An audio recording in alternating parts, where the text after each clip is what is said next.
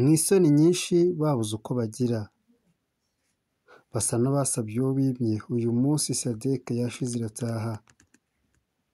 Abagera kuri 742 uyu munsi baciye i Kigali berekeza mu bihugu byabo bitandukanye.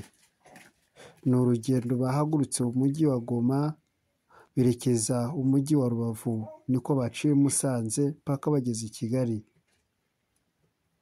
Aba ni mu gihe kandi Repubulika ya Centrafrica nayo yahise isohora itangazo rivuga ko icyiciro cya mbere cy'ingabo yari ifite muri Congo mu butumwa bwa SAMIDRC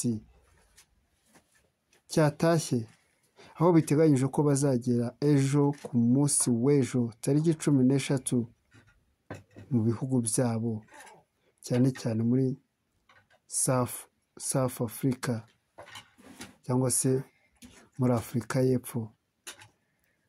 Ndagira ngo utangarize ko byabanje kuba intambara y'amagasa kugira ngo urugendo rubeho.